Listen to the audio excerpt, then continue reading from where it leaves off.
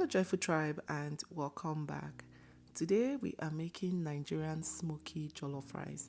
I'll be sharing tips and tricks on how to achieve this from start to finish. A lot of details will be shared, so you want to watch this video till the end. So now let's get started. The first step is to get the meat stock. For that, I'm going to cook some chicken. I'm using hard chicken. Feel free to use any protein of your choice. I also like to use goat meat. The meat stock plays a very vital role in your jollof rice. So it is important you use very flavorful protein and season it properly as well. So I've gone in with some sliced onion, some fresh thyme, you can use the dried ones, add some curry, some chopped garlic, ginger, salt, and some chicken seasoning. Mix this well, cover and allow this to steam so that it can release its own juices before you now go in with water. I'm working with hard chicken and this takes time to cook. So I'm going to let this steam for about 20 to 25 minutes.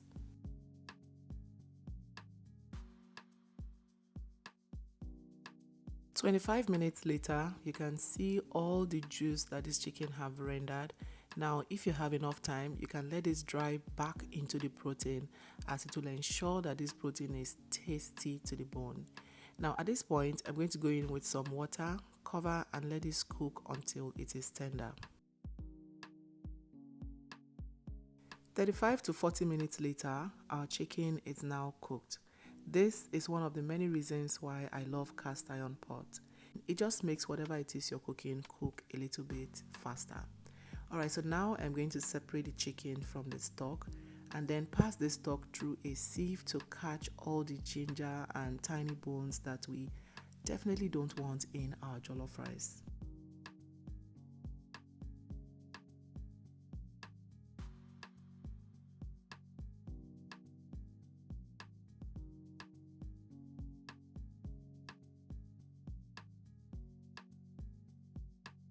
Now that we have the meat stock ready, we are going to move on to the stew base.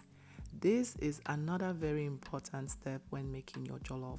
For the proportion, I like to use more peppers than tomatoes. I'm also going to show you different ways to prep this before frying. But first, you want to clean the peppers in some salt water solution to help remove dirt and small insects more effectively. Please remove the seed from the bell peppers as well, as that can make your stew base a little bit bitter. I also like to cut the tomatoes open to be sure that there are no worms in there, especially if you live in some wonderful places. Okay. Next, I'm going to cut up the peppers and roast them. Roasting will help to add some smokiness to the peppers and then intensify the flavor of your jollof rice, so that even when you cook with your non-stick pot, you still have that smoky effect in your jollof. Seriously, this is a game changer. Without an oven, what you need to do is drizzle some oil on top of a frying pan and then place the bell peppers in there face down, add the onions and scotch bonnet as well, and then cover for this to go on medium-high heat. You can always alternate it, go between medium-low and medium-high heat, okay? You want this to actually roast. Now, once it begins to turn a little bit charred on one side, I'll flip it over to the other side and let that go for some time as well. I let this go for about 12 minutes on each side, so in total, it took me around 25 minutes to get this done. Alright, once it is roasted like this, transfer into a bowl, and from this point you can blend away your stew base is almost there. If you made use of an enameled cast iron pan, the best way to clean it is to go in with some baking powder, some cleaning dish and water. Allow this to boil on low heat so it doesn't boil over for about 20 minutes and watch everything come right off. Another way to roast the peppers with an oven is to transfer everything into a baking dish, drizzle some oil on it. Don't forget to add some on top of your garlic as well so it doesn't get burnt faster. And then roast on 450 degrees Fahrenheit for about 35 minutes. Another way to do this is to blend your pepper mix and boil it down until it is dry, just like this.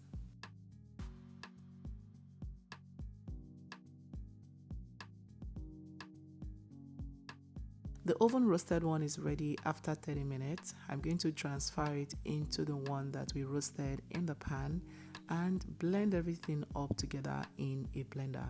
For the garlic, oh yes, you can also roast your garlic in a pan. Place it in a pan and face it down as well.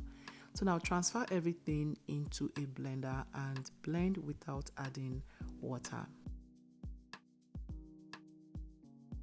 If this is your first time here, you are so welcome.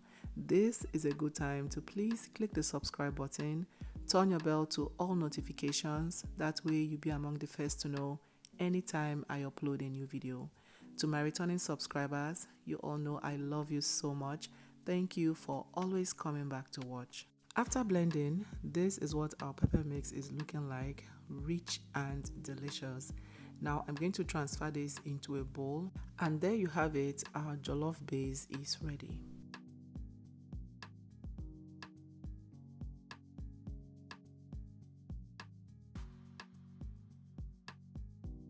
Next, it is time to fry the meat, and over here I'm going to heat up some vegetable oil. Just make sure you use any odorless oil, okay? I like to also go in with some onion to flavor that oil. It gives the chicken a really nice taste. Now fry the chicken. Because I'm using hard chicken, it barely got flesh on it, so I'm going to fry this very lightly. And the trick I used was to crank up the heat so that it browns faster outside without inside becoming too dry. If you don't want to fry, you may choose to air fry this or grill in your oven. But we're making party food, right? And one thing you want to have in mind is flavor building. So I'll recommend you fry your chicken when making party jollof rice. So you can use that same oil used in frying the chicken to fry your stew base that we just prepared. Take out the onion. If you haven't blended your pepper mix, you can add that to your mix and blend. Otherwise, throw it out.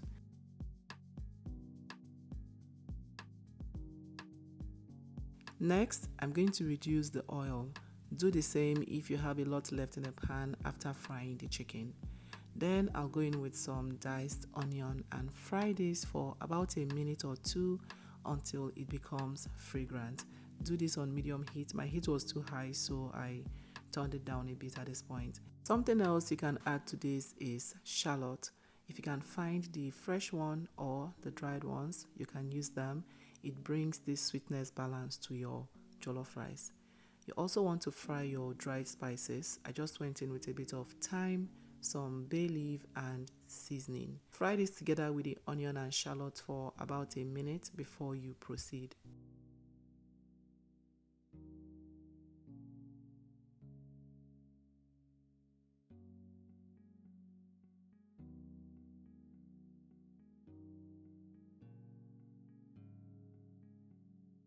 Now this is nicely fried. Reduce the heat significantly and then go in with your tomato paste. If you fry this on high heat, it is going to burn and not even fry properly.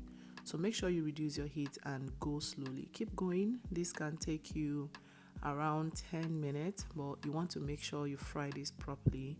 You don't want to make this mistake, otherwise it's going to just taste sour.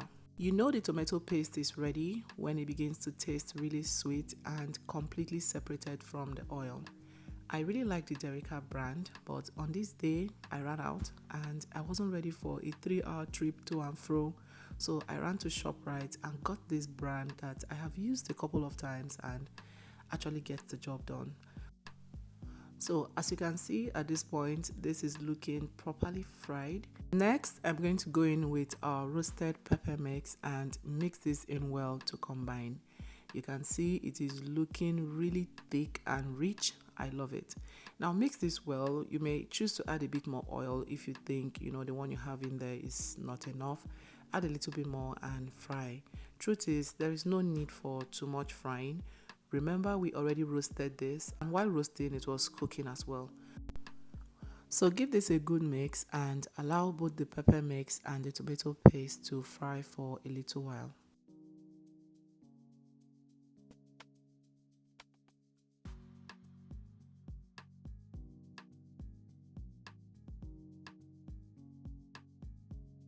So while this is frying on very low heat, I'm going to wash the rice. Today I'm using the Golden Stellar Basmati rice, but the best kind of rice to use for Nigerian jollof rice is a long grain parboiled rice, like these ones. But like I said, I'm using basmati rice for this particular video. Now measure some of the rice into a bowl and then go in with some boiling water.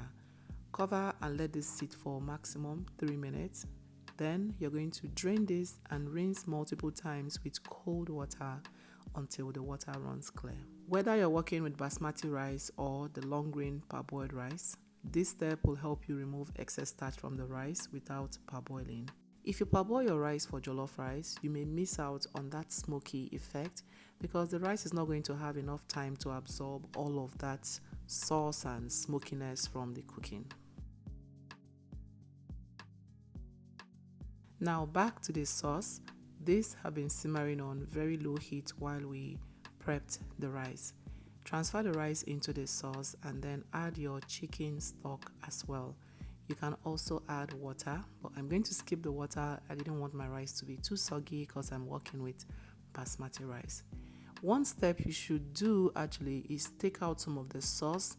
You want to add that towards the end of the cooking. I have extra sauce left, so I didn't bother taking out from this one. I was going to add some from the one I have left in the house. Give everything a good mix, cover and let it cook for about 10 minutes. 10 minutes later, I'm going to give this a good mix. I recommend you use a wooden spatula for this. You can also see it is beginning to stick to the bottom of the pot, which is what you want. After all, jollof that is not burning, is that one jollof? Which is why I recommend pots like cast iron pot, your original stainless steel pot, or these imusa pots like I call them, for your jollof rice. At this point, you can also season and adjust with salt if necessary. One thing you should by all means not do is season your rice when it is already cooked. It doesn't penetrate into the rice, it just sits on top of the rice right there, so don't do it. So I tasted. Now I'm going to go in with this all-purpose seasoning very lightly and stir it in. Once I stir this in properly, I'm going to cover with foil and of course the lid of the pot to trap the steam. The steam is what will help, cook the rice instead of adding too much water or stock. If you're using a pot like the Dutch oven pot that has a heavy lid or the cast iron pot, you may not have to use a foil paper to cover.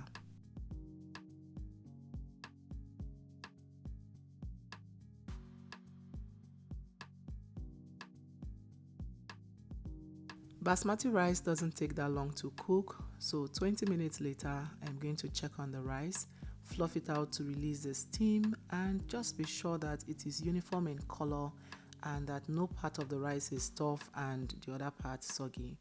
If you ever wondered why so much stirring happened during jollof rice, especially when those caterers are cooking, it is because they want to be sure that everything is uniformly cooked. Now reintroduce the sauce I asked you to set aside and then add some tomatoes, onion and butter. This just completes this rice in a most magical way that I truly cannot explain, honestly. Cover the pot, increase the heat and let this burn for 5 minutes. After 5 minutes, the butter should be melted. Stir this in very well, make sure everything is properly combined. Once you do this, you're going to now turn off the heat and cover the pot.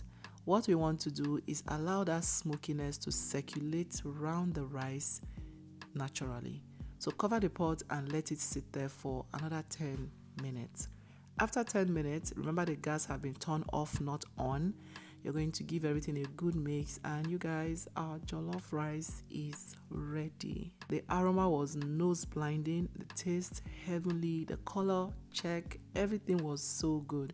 I really hope you enjoy this when you try it with your family.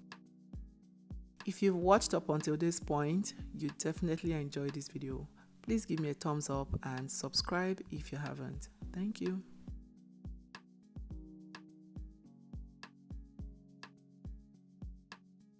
You can have Nigerian jollof by itself. It is so good with coleslaw like I'm having it now, or with ripe plantains. But whichever way you choose, you'll love this meal.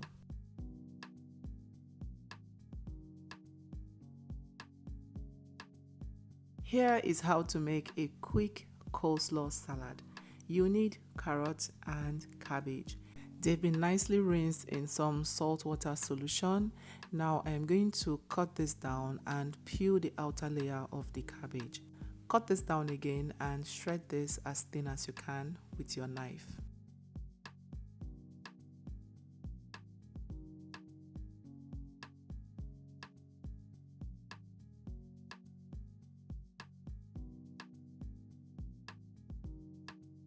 For the carrot, peel or scrape the outer layer to reveal the bright color. Once that is done, with the aid of a grater, grate the carrot with the bigger part and set it aside. Now with these two ingredients, that is the carrot and the cabbage, you have your coleslaw, but I like to go in with some baked beans and eggs. I like to rinse off the sauce from the baked beans, peel the eggs as well and cut them up just like this. Now we are going to assemble this together, going with the cabbage, the carrot, the baked beans, and just like that until everything is done.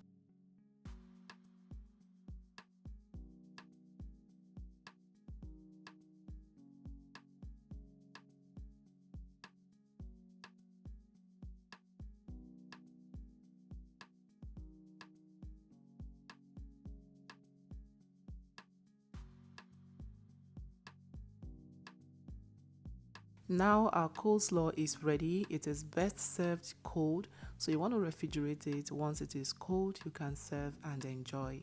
If you're having it by itself, feel free to go in with some apple as sweetener and a bit of milk.